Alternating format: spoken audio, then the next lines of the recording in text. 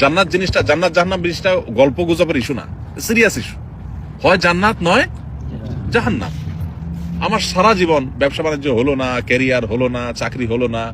আমি একটা কথা সবসময় বলি, প্রবাসীদের মসজিদগুলোতে বিশেষ করে প্রবাসীদেরকে একটা কথা কমন শুনতে হয়, সেটা হলো তোর পরে বিদেশ যায় এত হচ্ছে বেশি জমি জমা কিনছে কেমনে, তুই কি করলি? হ্যাঁ, একই কথা মায়ের, একই কথা বাপের, বন্ধু বান্ধবের, বউয়ের, সবাই একই কথা। তোর লগে একসাথে গেছে, যা 20,000 টাকা পরিশোধ করছে, দেনা দায়িক পরিশোধ করছে, এলাকায় জমি জমা সব কিনা ভরা ফেলতেছে, বাজারে দোকান নিছে, শুনছি ঢাকাও ফ্ল্যাট বুকিং দিছে। আর তুই কি করস? তোর সাথে একসাথে গেছে, প্রতি বছর একবার করে আসে, তুই 3 বছর আসতে পারস না, তোর টাকা হয় না, কি করলি তুই? এই কথাগুলো খুব বেশি শোনা লাগে না আপনাদের? এটা কেন হয়? ওই যে বললাম, পুরো ফ্যামিলিকে টাকা দিবেন, এটা তার মাথা ঢুকাইছেন, আপনার মাথাও পোক ঢুকছে, তার মাথাও পোক ঢুকাইছেন। সেও মনে করে টাকা দিতে পারলেই ছেলে আমার সাকসেস, ছেলে আমার সততার পথে থাকতে পারলেই সাকসেস, এটা তার মাথায় ঢুকে নাই, আপনার মাথায়ও সেটা নাই। এই জন্য সেও সুখে নাই, আপনিও সুখে নাই, না সে সুখে আছে না আপনি সুখে আছে। তো এই জন্য ভাই, দৃষ্টিভঙ্গিটাকে বদলানোর চেষ্টা করি, আল্লাহ তাআলা আমাদেরকে সে তৌফিক দান করুন।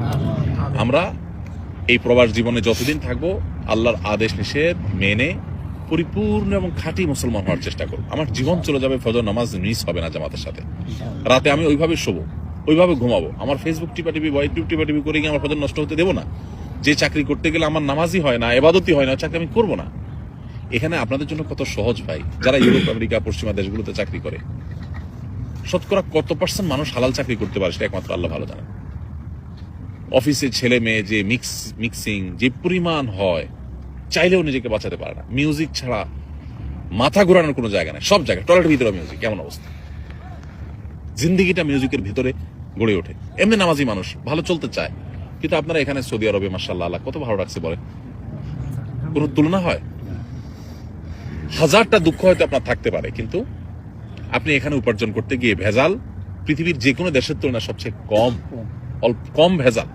ভেজাল ছাড়া তো পৃথিবী কোথাও নাই, কিন্তু অন্য দেশের সাথে কম্পেয়ার করলে আল্লাহ আপনাকে জান্নাতে রাখছেন। এখন এনে আমাদের শুকর আদায় করবেন। আমাদের ভাইরা যারা রেস্টুরেন্টে, এখানে যে ভাইয়ের রেস্টুরেন্ট আছে, আরো অনেকে রেস্টুরেন্টের সাথে এখানে ইনভলভ আছেন মাশাআল্লাহ। ইউরোপ আমেরিকাতে রেস্টুরেন্ট মানে কি? বার, মদের বোতল থাকতেই হবে, হ্যাঁ, হারাম থাকতেই হবে। তো আল্লাহ তাআলা তো আমাদেরকে সেফ রাখছে, তাই না? এখন বাকিটুকু নামাজের ব্যাপারে গুরুত্ব আরোপ করা, হালাল হারাম মেনটেন করা, পরিবারের হক আদায় করা, কারোর হক নষ্ট না করা, আল্লাহকে ভয় করে চলা, বাস। পরিবারের সদস্য সবাইকে এভাবে গড়ে তুলতে পারি, দুনিয়াটা জান্নাত হয়ে যাবে ইনশাআল্লাহ। চেষ্টা করা যাবে না ইনশাআল্লাহ? আল্লাহ আমাদেরকে তৌফিক দান করুন। জাযাকুমুল্লাহ খাইর, জাযাকুমুল্লাহ খাইর, বারাকাল্লাহু ফিক। রাত হইছে, আমরা আর লম্বা করলাম না। দৃষ্টিভঙ্গিটাকে পাল্টাই, টাকা নয়, ঈমান আমলই মানুষকে সুখী করে। ঠিক আছে না ইনশাআল্লাহ? জাযাকাল্লাহ। এটা পরিবারের সদস্যদেরকে বোঝাতে হবে। আর কিভাবে বোঝাবেন?